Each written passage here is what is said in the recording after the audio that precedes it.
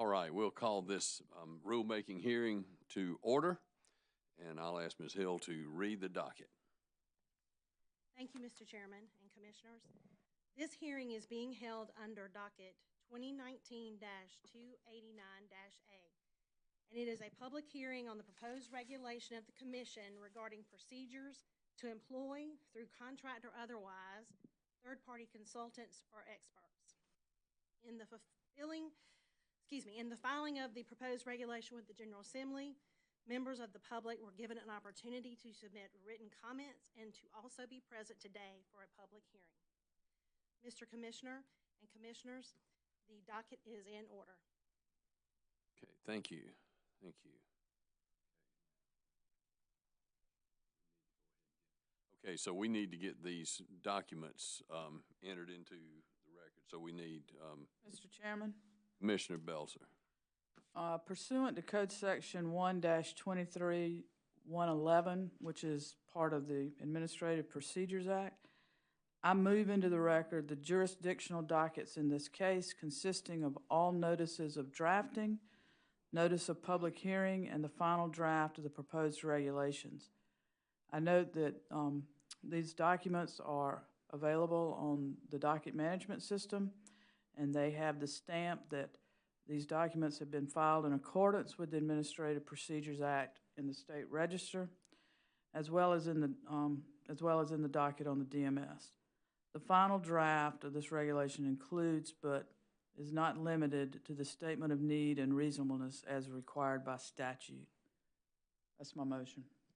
Thank you. You heard Commissioner Belzer's motion on the jurisdictional documents. Are there questions or comments? All in favor, please say aye. All opposed, no. And the motion carries. So we will make those documents as a composite exhibit and mark it for identification as hearing exhibit number 1 and enter it into the record of this case. Okay. All right. Ms. Boyd. Good afternoon, Mr. Chairman. Good afternoon.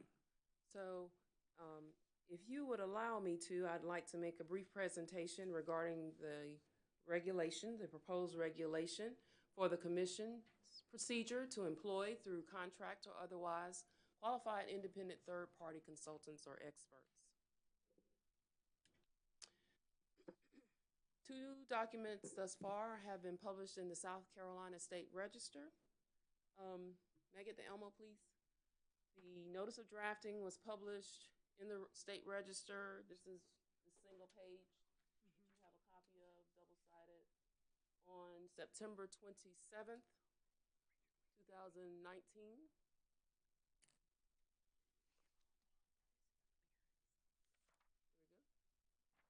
All right, and then in the November Register on November 22nd, 2019, the proposed regulation. It was given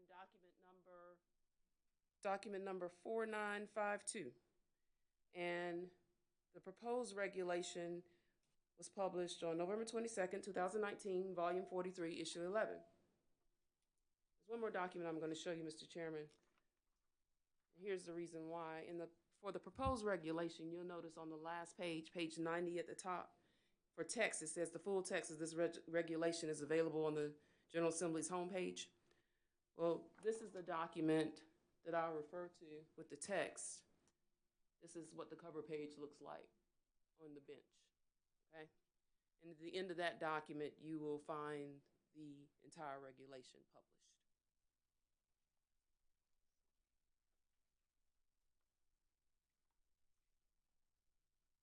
Thank you.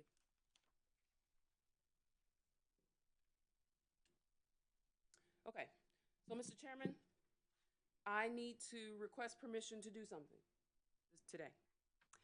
I would like to request that the Commission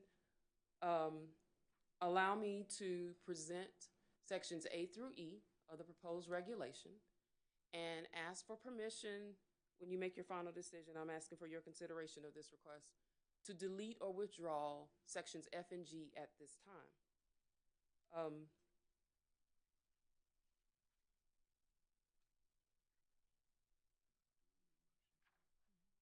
Our initial notice of drafting did include language that states that the PSC was proposing to add a regulation which provides a process for the commission to engage a qualified independent third-party consultant and experts. The proposed regulation is necessary to provide a documented and transparent public process for employing, through contract or otherwise, qualified independent third-party consultants and experts for the commission. That was published in September. In November, I just showed you where the proposed regulation was published in the State Register. But last December, the agency also filed with the Legislative Council a notice of drafting for a new regulation. Would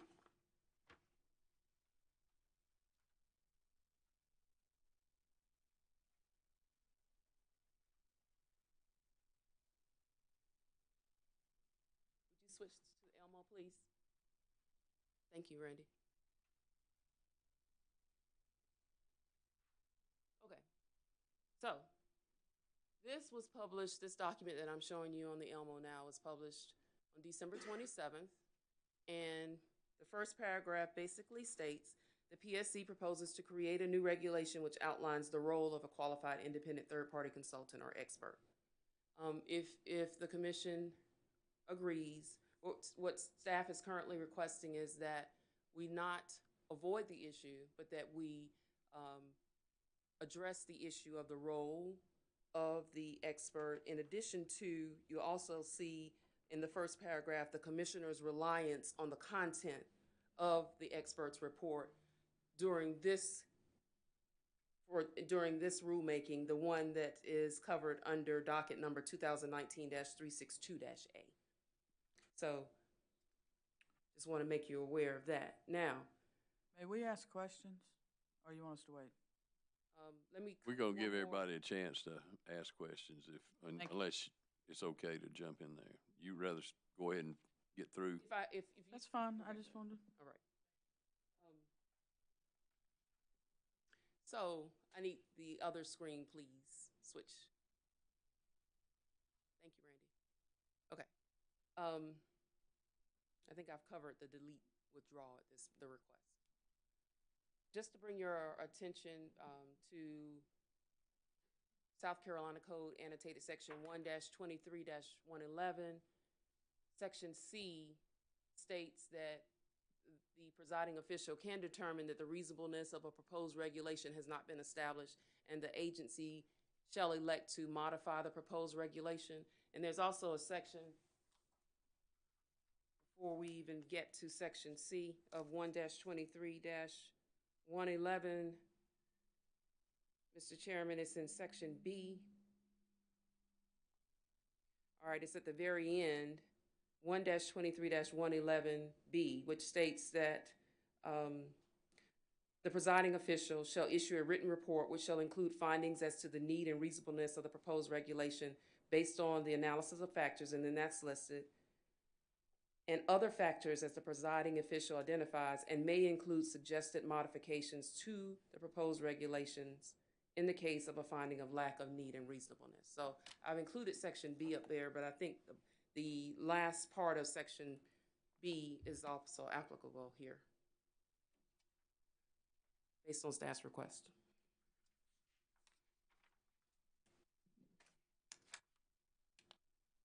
Okay, so proposed regulation 103-811,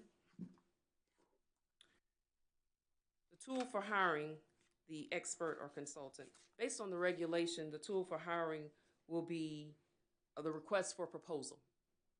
The request for proposal will be addressed in a publicly noticed commission business meeting. The regulation states the Public Service Commission shall use a formal request for proposals process to hire through contract or otherwise external qualified independent third-party consultants or experts. Any proposed RFP shall be addressed by the commission at a publicly noticed meeting and shall state the reasons for the RFP. Commission staff upon directive by the commission, shall prepare and publish the RFP in accordance with the directive. That's a tool for hiring. The next bullet point I have is the process to open sealed proposals. That's section B under the proposed regulation. So the proposed regulation states that all proposals must be filed in a sealed envelope. All proposals submitted by prospective experts or consultants will be opened at the commission meeting, not before. And the names of the filers and any other relevant information requested by the commissioners during that publicly noticed meeting will be revealed. The information that is revealed during that commission meeting will become a part of the record of the meeting. And then the regulation also proposes that the commissioners consider approving several things: a schedule to review the submissions, instructions for the commission staff to file the RFP responses in the appropriate dockets, scheduling public interviews that will be live streamed, scheduling deadlines in the dockets for parties to submit questions, scheduling deadlines for the parties in the dockets to file feedback regarding the public interview, schedules deadlines for the prospective consultants or experts to submit written conflicts check letters, and a scheduling deadline for the commission to provide the prospective consultants with proposed questions that could be asked during the live interview. Next section and the next bullet point cover the publication of requests for proposal. Basically state that staff, after it prepares the RFP, will publish the RFP using tools such as social media, the commission's website, local media, NARUC, and national job websites.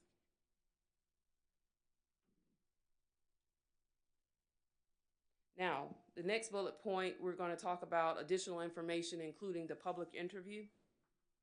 The regulation basically states, and we just wanted to document what might happen at the public interview, that the prospective experts or consultants will be encouraged to elaborate on their qualifications, and any proprietary information regarding the competing prospective consultants will not be disclosed to the public. The commissioners, when they make a decision, will make their decision regarding the hiring of the expert or consultant at a public meeting. And also, if the commissioners want to make multiple awards to more than one prospective consultant, that just needs to be stated in the RFP. So the regulation provides for that. And finally, bonds on professional services. The proposed regulation allows the commission to require performance bonds for contracts for external qualified independent third-party consultants. So that takes us through sections A through E.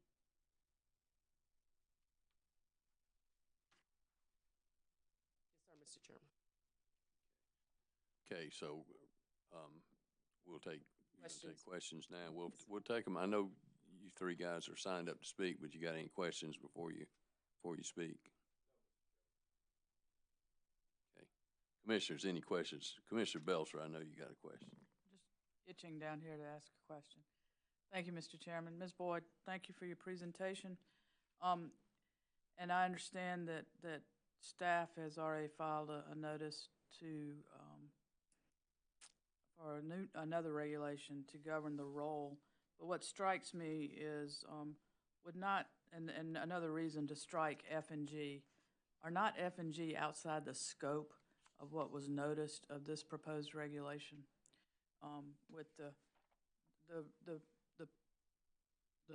It was just to add a regulation providing for a process for the commission to engage qualified independent third-party consultants or experts.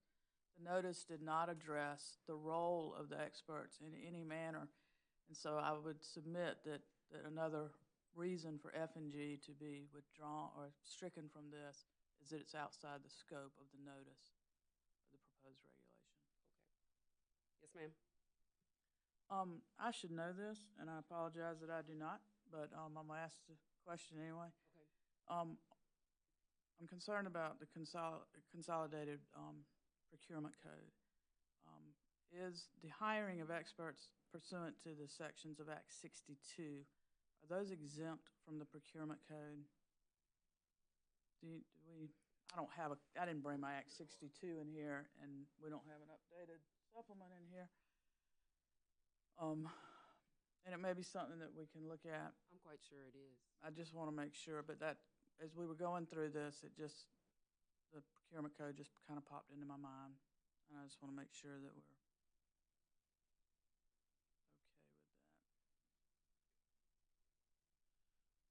I'm fairly sure it is.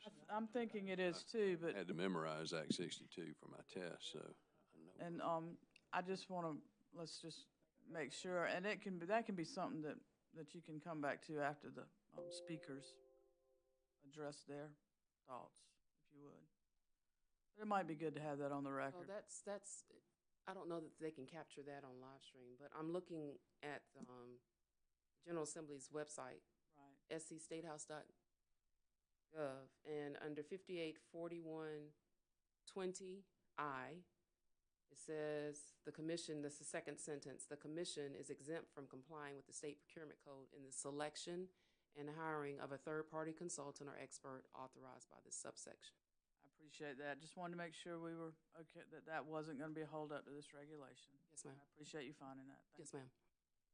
That's all I have, Mr. Chairman. Any other questions, commissioners? Okay. So now, we have people signed up, and I'm going to get Ms. Hill to call you up as in the order that you signed in. Thank you, Mr. Chairman. First, we have Jamie Golden.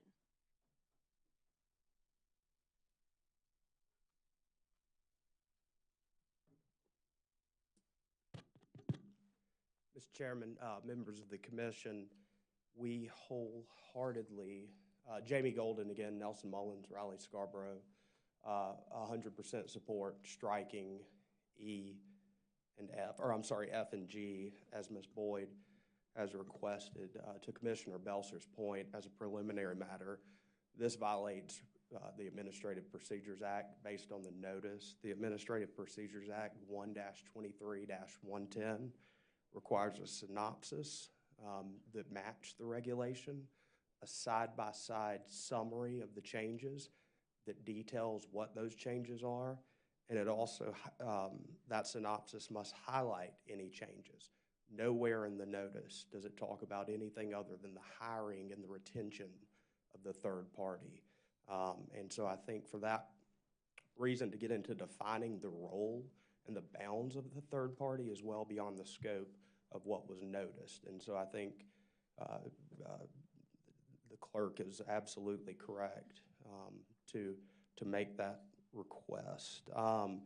It's no secret the original rulemaking focused on the hiring process for independent consultants.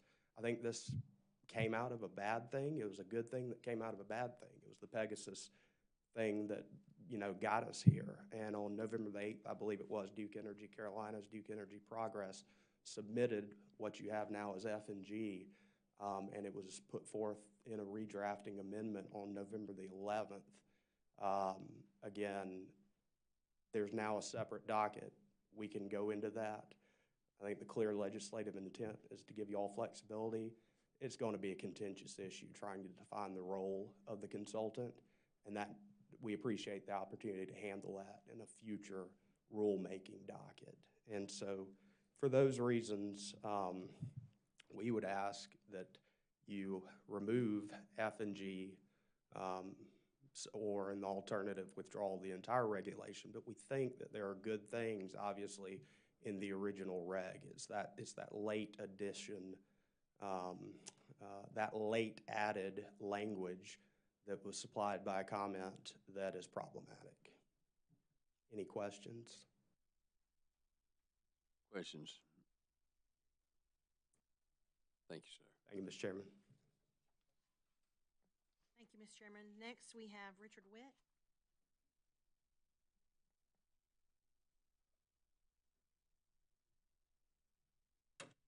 That offer on its own.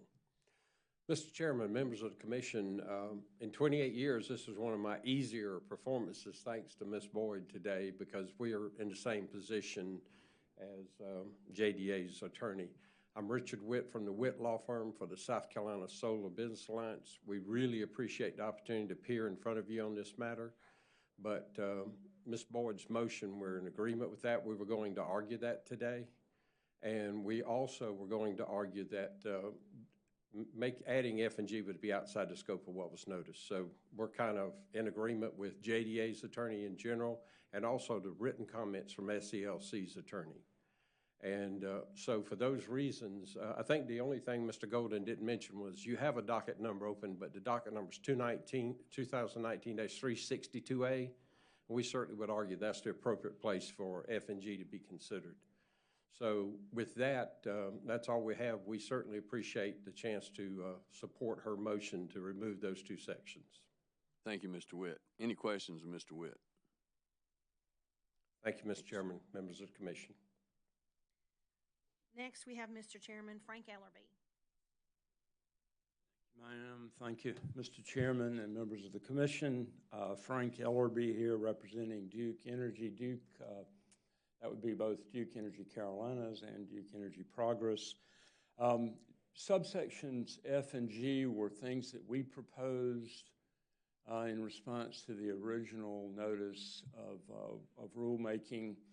At that time, we did not know that y'all would propose a separate rule on the role of the consultant, and we understand that F and G are more appropriate in the rule on the role of the proposed of a third-party consultant, and so we do not object to F and G being considered in that separate docket as Mr. Golden and Mr. Witt have argued and as Ms. Boyd has proposed. We do think, keep in mind, one thing to keep in mind is there are actually two provisions in Act 62 that allow for third-party consultants to be retained. One of them is in 584120, and that's, as Ms. Boyd pointed out, you are exempt from the procurement code in retaining somebody under that. And the role of that consultant, as we saw in the avoided cost proceedings, is to participate as a consultant to y'all in a contested case proceeding where matters are being litigated. And that is, my understanding is the other docket, 362 docket, will deal with the role of consultants in those proceedings under 584120.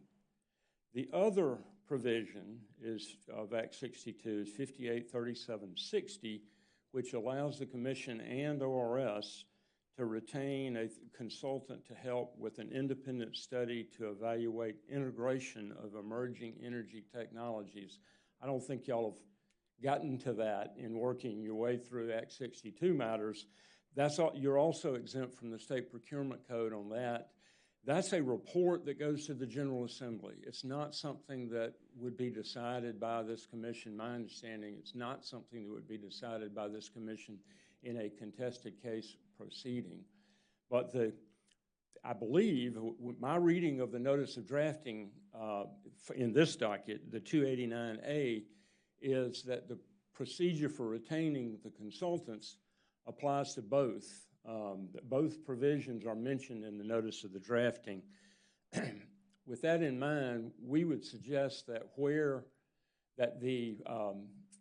the regulation that y'all are proposing, removing F and G, we would suggest that you add in the regulation a reference where a consultant is being added to play a role in a proceeding under 584120, the contested case proceeding, that there ought to be a reference to the new regulation that y'all are going to adopt that will come out of 2019 362A. So, and the idea here is that if the commission does adopt a regulation that requires people responding to an RFP to have to respond to discovery and have to be subject to cross-examination, and we hope y'all will. We intend to recommend that again in the other docket. But if y'all do that, we think that folks that are responding to the RFP ought to be put on notice that they're going, that that's the role they're going to play, and that the way you would do that is to add into the regulation, take out F and G, we understand that, but add in a reference to the new regulation that will be considered in the 2019 362A docket. I hope that's not confusing. I'll be glad to try to answer questions if y'all have them. Thank you. Ms. Boyd? Yes, sir. Mr. Chairman, if I may ask Mr. Ellaby a question. Absolutely. Mr. Ellaby, are you saying, because I do have a number for that, the proposed number for the regulation before the commission today is 103-811, and so the new number for the role will be, the proposal will be 103-811.5. So are you basically asking the commissioners to just state that this regulation 103-811.5 addresses the role and the commissioner's reliance on the third-party consultant's report? And I'm sorry, it's not quite as simple as, but because at least my reading of the 111, the regulation 111, is it can apply to both to hiring somebody under 583760 to do that non-contested case evaluation that goes to the General Assembly. But it also can be used to retain somebody under 584120, which is a contested case matter. So when you're hiring somebody to participate in a 584120 proceeding, make a reference. When you send out the RFP ought to make reference to Regulation 803-111.5. That's our recommendation. For the RFP, not for the proposed regulation. Well, the regulation ought to say that the RFP, when the RFP is issued to solicit somebody under that code, to assist under that code section, the regulation on the role of the consultant will be referenced in the RFP. So it ought to be in both places.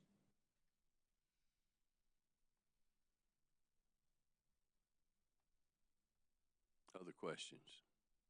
Mr. Witt? Yeah. Chairman, I'd like to Sure. briefly follow up on what Mr. Ellaby just talked about. With all due respect to Mr. Ellaby, we're going to have a chance to comment and participate in 362A. We're getting far afield from what we're here for today. As I say, with all due respect, it was complicated, it was confusing, and, I think it was inappropriate. I'll let Mr. Golden speak to. Thank you. Thank you, Mr. Witt. Mr. Golden?